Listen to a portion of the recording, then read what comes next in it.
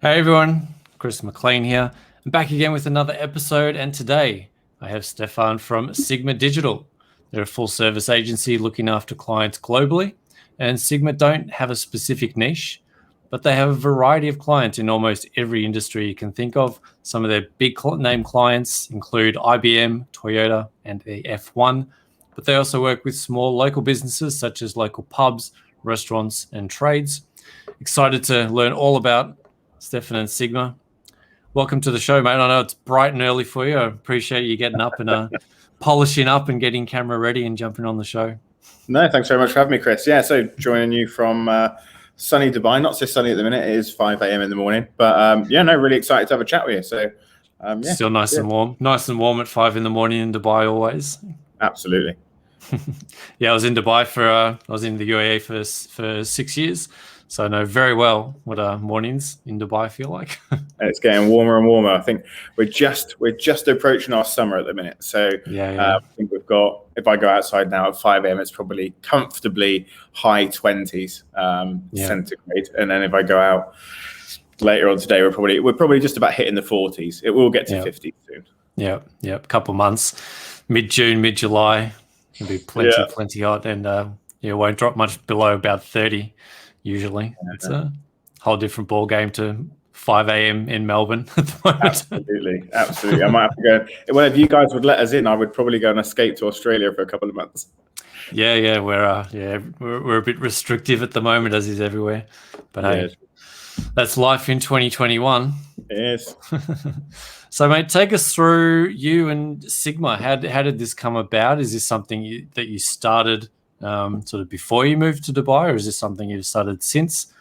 Take us through that journey. Where did this start? How did this all come about for you? So I actually ended up as an agency owner, like completely by accident. This was not my my goal at all. It wasn't something that I kind of went, you know what I want to do? I want to own a digital agency. It wasn't. So I joined the military back when I left school. I was in the military for the better part of 8 years, from 2004 till 2012. And then when I got out of the military, I went through a pretty messy breakup, right? So so my ex-wife gave me a bit of an ultimatum. She's like, get out of the military or we break up. And I was like, oh, well, I'll get out of the military. And then we broke up anyway, so a bit pointless. Now, after that, I was like, well, how can I kind of get her back and trying to kind of prove a point. I have a bit of a chip on my shoulder at the time. And she said that she always wanted to live in Egypt, so nice, hot, sandy country. And she's always really obsessed with money. So I was like, well, how can I one up that? So better than Egypt and like full of sand and sun, I'll go to Dubai. Where can I make money? The finance industry. Let's go and do that. So I went and got a job in finance in Dubai, naturally. There you go. But I hated it. I absolutely hated it. It wasn't for me at all. Didn't like the finance game, but it did give me the opportunity to start doing something that I did enjoy, which was creating these events and meeting high net worth individuals, so that I could basically, my job as a BDM would be to introduce those guys to financial consultants, so they could obviously do a deal, and then I would get paid the commission. That was essentially my job, and I really enjoyed the event side, and I just did that more and more and more, to the point where I remember going into the office when I was working in finance, my very last day, and there was a guy called Steve there. He's always called Steve, isn't he? That guy Steve. He was like, oh, blah blah blah, giving me a load of rubbish in the morning, and I just, you know what, Steve, I make more money from my events company than you make in it. And he was like, well, if that's the case, then what are you still doing here? So I said, do you know what? You're totally right. Good question. Later, I'm off. So I literally walked out the office. That was my last day. Never went back. Took the money that I'd made in finance to start an events company in Dubai. And then that's where my company originally started. It was originally Sigma Events back then, back in end of 2013. So that was kind of like where it all began. Now, we were so good at running the events, we started getting into like corporate events and boat parties and kind of all the kind of things that you get over here, as well as the business side of things in Dubai. And then the other companies, the other events companies, started coming to us and saying, your events are always really busy and they're really good. How do you get so many people to your events? And I was like, oh, I'm just using like a bit of online marketing and stuff, very much self-taught at this point. And they said, oh, well, we'll pay you if you can do it for us. And I was like, well, this is a bit of a no-brainer. I don't have to go to the stress of actually organizing the event. I just get the people to the event and get paid for everybody that turns up. So yeah, absolutely. So we kind of switched, and the business almost naturally moved into a marketing agency for the events industry at the time. And that's kind of where we started. Now, you might remember, Chris, back in 2014, I don't know when you said you were in Dubai, but right at that time. Was it? Yeah. So there was a big property boom. I remember they used to have it on the side of one of the buildings down towards, I think it's Media City or JBR. They had this huge skyscraper. On the side of it, it said, keep calm, there's no bubble. And this was up for about a year, right before a massive property bubble. So it happened. And naturally, big property bubble in Dubai is not ideal. So people stopped spending money for a little while, and the events industry kind of dropped, meaning the marketing was a bit sparse. So I decided, you know what, now's a perfect time to kind of sell the company, move back to the UK, and get a bit more experience from an agency side. So I took a job in Oxford for an agency down there. It was all right, but I think 6 months into the job, I was like, do you know what, I can totally do this better than they're doing it. They'd been around for about 10 years, like big web design and digital marketing, and I just thought, I can do this so much better. And you know, when you say to your friends, oh, I can totally do this better, they always go, well, stop talking about it and just do it. And I think after about 6 months, I kind of went, you know what, I will. And I just went out, took one of the guys with me from the same agency, and we just started up as Sigma Digital, day one, week one. Like literally, I had a big fight with the director of the old agency as we left, and I was doing the handover for him with all the clients. And I remember him saying to me, so what are you going to do next? And I think at the time I wasn't super sure I was going to do an agency. I said, well, I've got a few options now. I obviously live in the same area. So number one is I go and work for one of the competitors. Number two is that I can kind of go freelance or something like that. Or number three is I start my own agency. And I remember when I said it, he laughed at me. And I was like, whew. Fuel to the fire. Yeah, you've basically made my decision for me, John. So there we go. I'm going to go and start my own agency. So we did. Literally, I jumped on the phone, literally contacted everybody I'd ever worked with in any shape or form, any family or friends that I knew that were business owners, and just literally started hammering out cold calls. And I think within about the first month, I think we'd taken on about 6 or 7 brand new digital clients on monthly retainers, sold almost all of them a brand new website. So we had to hire a web designer straight away. And it was strange because I kind of never really went through much of I always thought I'd be a freelancer first. And I kind of went straight into, boom, agency owner day one, week one. We never really had the chance. So yeah, it was an exciting journey. That's kind of where we started. So we obviously had to move into offices and things like that straight after. And one of the things then is this is when very, very beginning, so 2014, people used to say to us, so what does your agency niche in?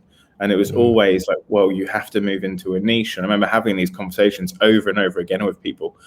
And I said, well, I can't, because I enjoy the bit I enjoy about being an agency owner in its entirety is that we get to work with so many different businesses. I didn't want to then go, do you know what, we're only going to work with people in the PT industry, or we're going to specialize in hospitality and bars, restaurants and pubs and that sort of thing.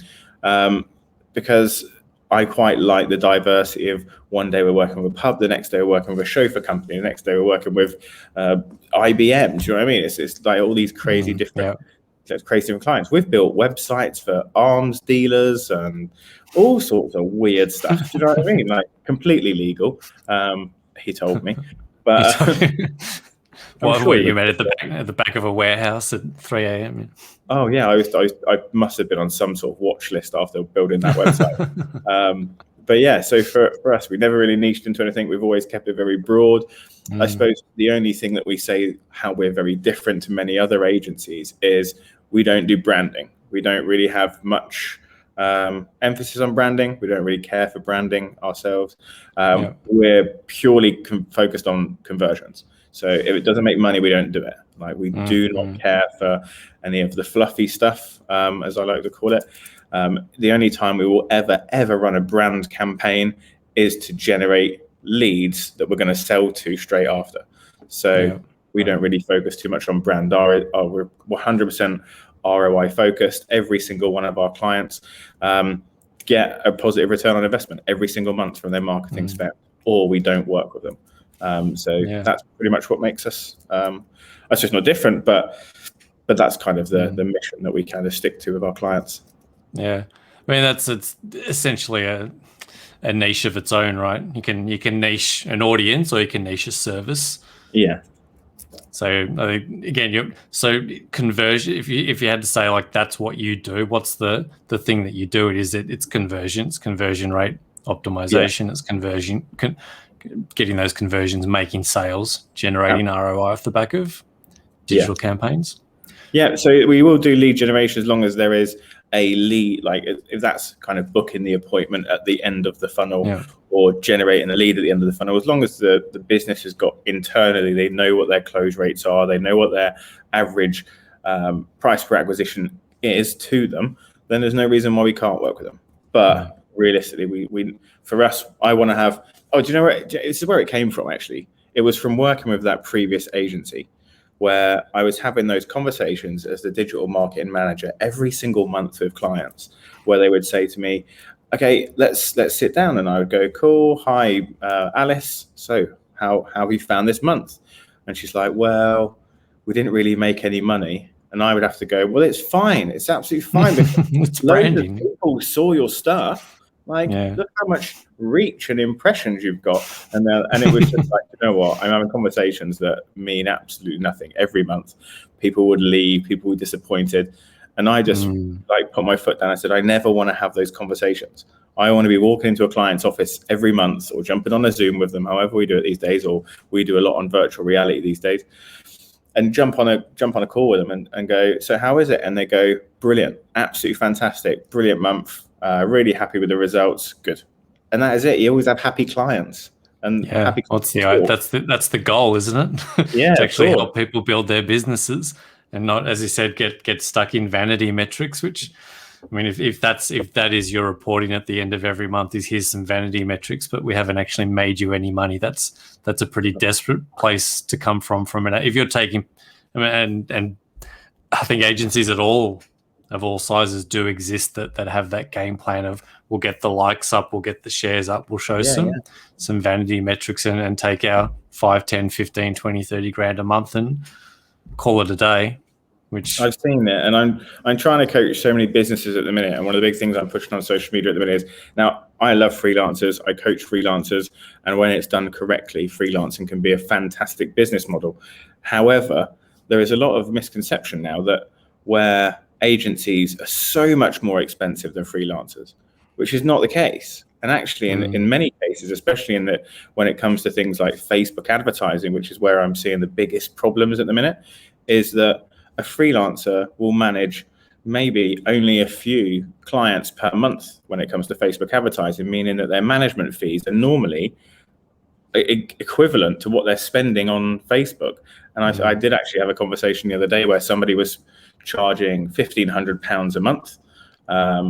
500 of that went on to Facebook ads, 500 went to him as a management fee, and 500 went as an introduction fee to the person that sent the introduction. Now, I'm not being funny. We all know how to do Facebook ads as agency owners, but still tripling people's money and profit from spending $500 and then having to get $1,500 back in profit. Unfortunately, it's not a license to print money, Facebook advertising, unless some of you are really, really, really good. It amazes me how some of these guys are charging that model, whereas most of us as agency owners will charge between 10 and 20% commission based on the amount of spend there is. So there's always a bit of a worry there in the market at the minute. And I feel like that's a bit scary for lots of businesses coming back going, well, I've tried Facebook advertising with this guy and it doesn't work. So, well, you've done it wrong. Yeah, it definitely seems to be a shift towards more of that performance model. That's I think that feels like that's fairly new. That feels like it's COVID-ish, where there's a bit more. I mean, it's been around, but it feels like there's more of a tilt towards that performance model, particularly of lately. And people I've been speaking to on the show and sort of outside, I'm hearing much more about performance model, commission-based model, where if we don't get your results, we don't get paid. So many, I think it's a good model to have. Like a lot of the guys that I know, again, a lot of the guys that we coach are mentor agency owners, and they've gone down the route of pay for performance. So it is, they get paid per lead or by sale and stuff. Like we've got commission only, like we've got a couple of businesses that I run outside of the agency itself. Like we've just launched the mentoring over in Dubai. And for that, it's very much, we've got a lead generation team that's on commission only. We've got a sales team that's on commission only. So these are kind of the way that things should go. It's for me now, if I can get lead gen teams that are going to work on commission only and sales teams on commission only, why the hell would I go and pay somebody, the next guy that comes to me and goes, yeah, we can do lead generation.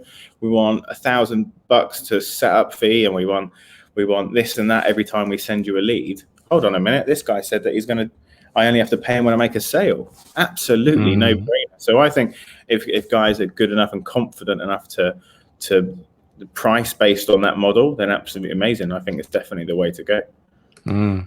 Yeah, I think that's been a really interesting space that's opened up much more, particularly in the last year. Because I guess big budgets to go, here's my management fee every month, and then put your spend fee on top of that, and then I'll charge you. That clients just haven't had that money, in particular when you're looking at local businesses and smaller businesses and sort of guys that have had to become digital just because that's where the world's moved sort of overnight. If people can come in, if as you said, if you're confident that you're going to get results and you can back it up, then it's a really, really good model. But certainly seen it becoming more and more prevalent.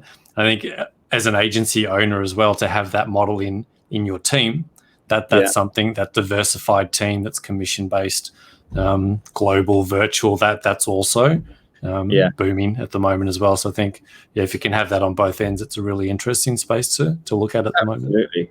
And if that is your model, then you can always pull in the very famous show people you can help them by actually helping them trick. So give them the first few leads for free. If you're confident in the ability to generate good leads, then obviously they'll close them, and then they've got no reason not to work with you. I think making sure that we've got that ability to get to obviously bring on clients. Now I speak to people at both sides of the spectrum. Some people have an abundance of clients and others struggle to find them. We're very lucky. We've always been in the first one. But trying to find clients is just a case of create content. Grant Cardone's famous quote, what is it? Money follows attention. Totally true. More content, the better.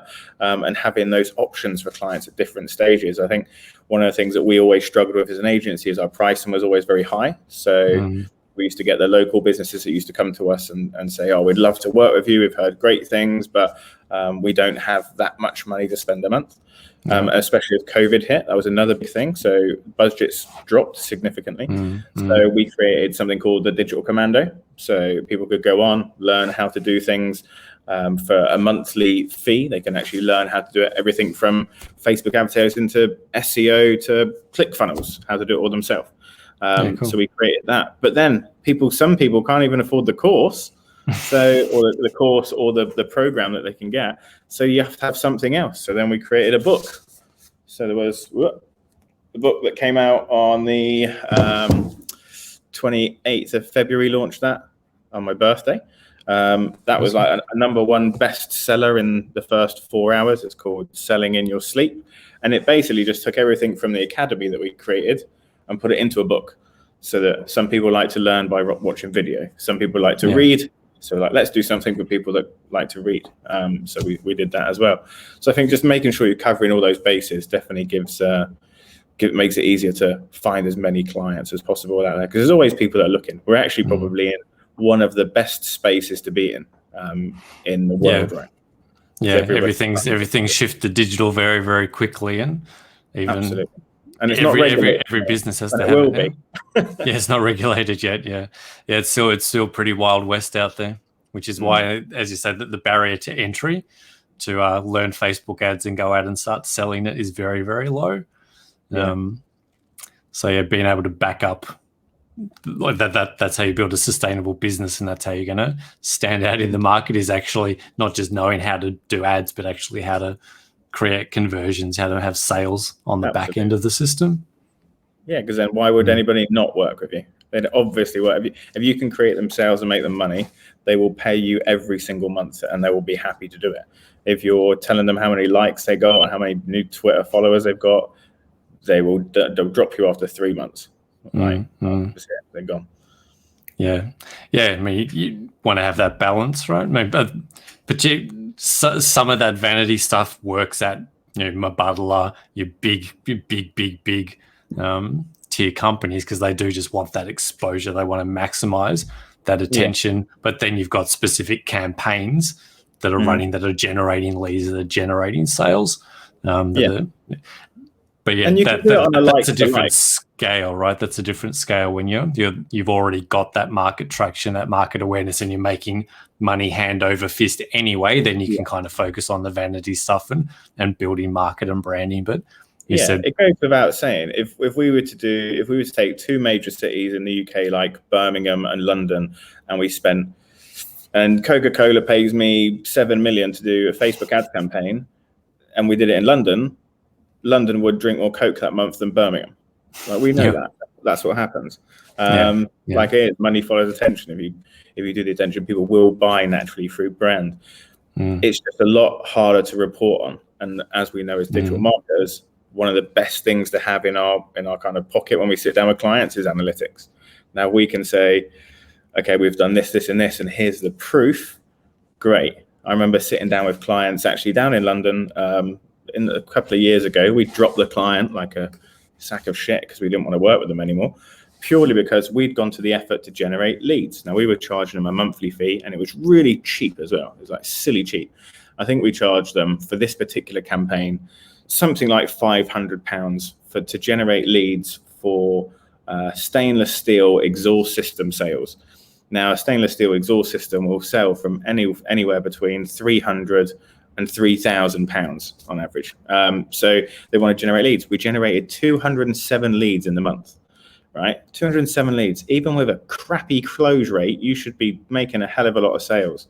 And I remember going down to the follow-up meeting from that with the director, ready to have a conversation. I was expecting to walk in there and go, Stefan, here's a Rolex and a bottle of champagne. Thank you very much.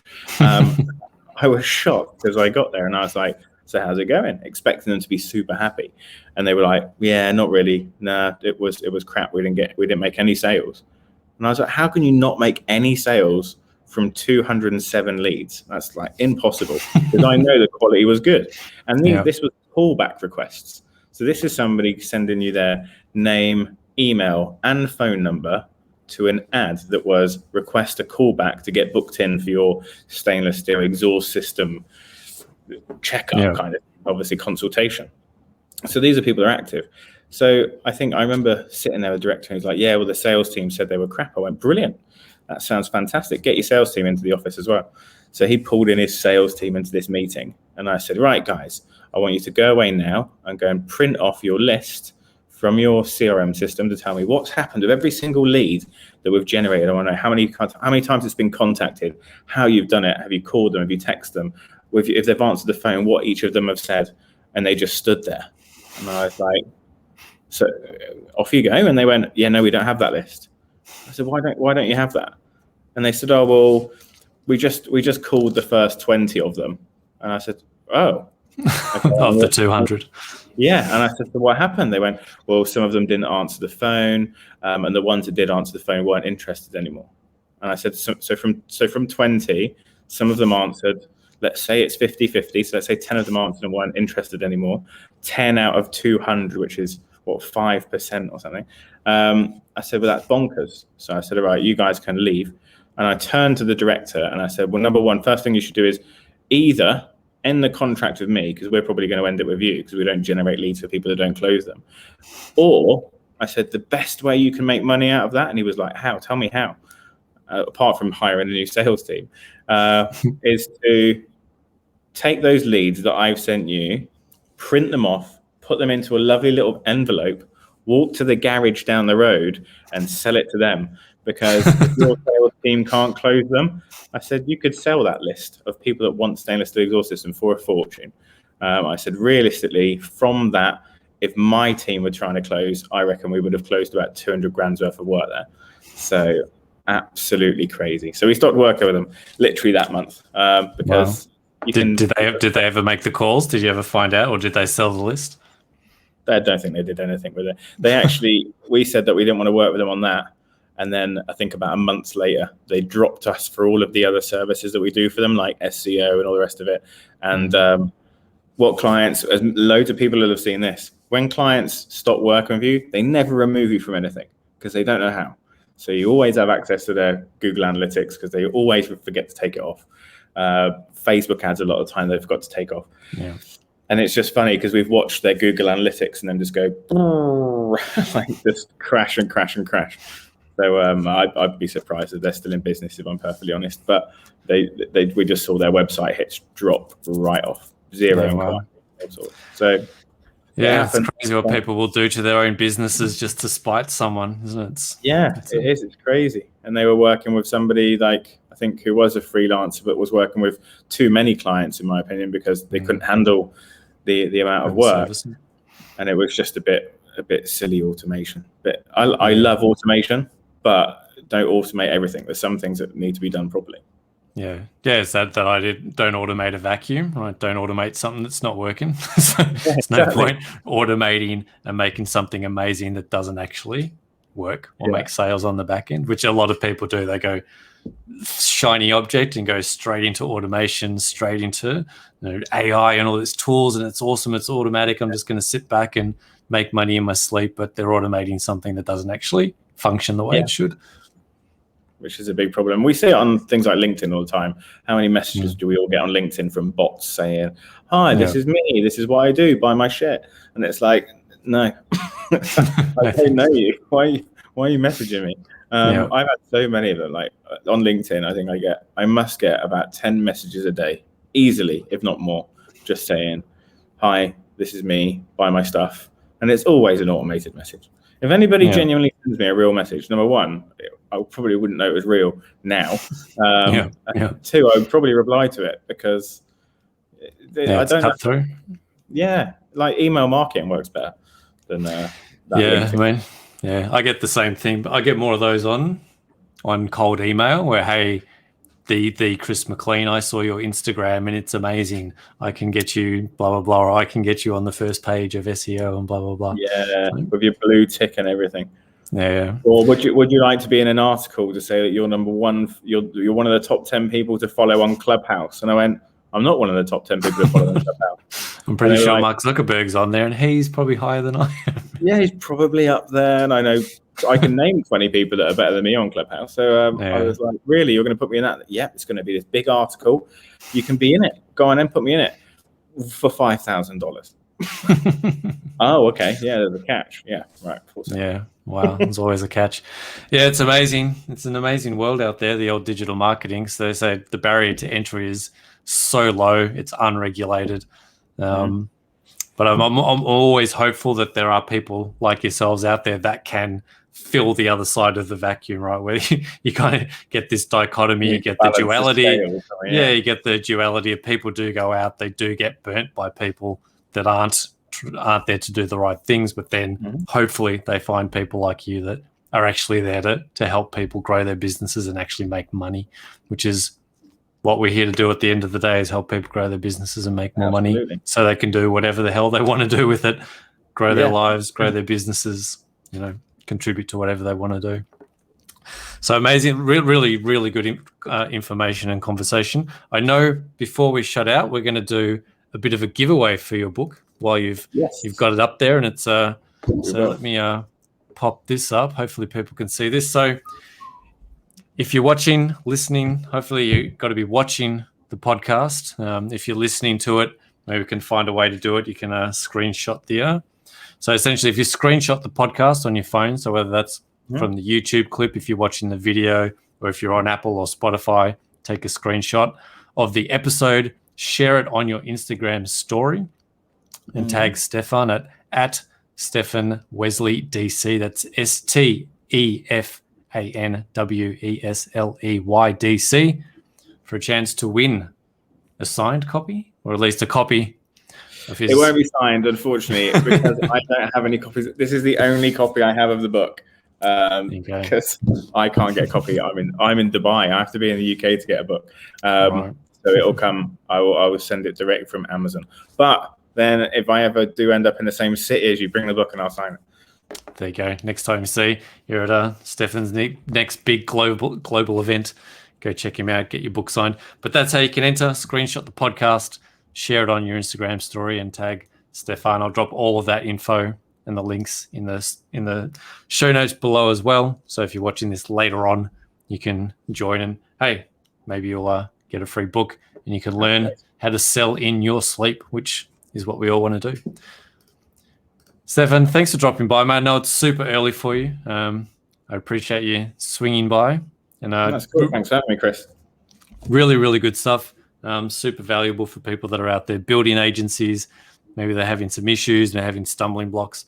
There's a lot of really good info in this episode on how to get through that and how to build, something with a longevity, something with a sustainability focus, where they actually help people, help them grow their businesses and make some money. So yeah, really good stuff. Appreciate you dropping by. Thanks everyone for tuning in. Don't forget to enter the competition. Tag Stefan on your Instagram story and see if you can get a book. Thanks for swinging by. Thanks everyone for tuning in, and we'll catch you.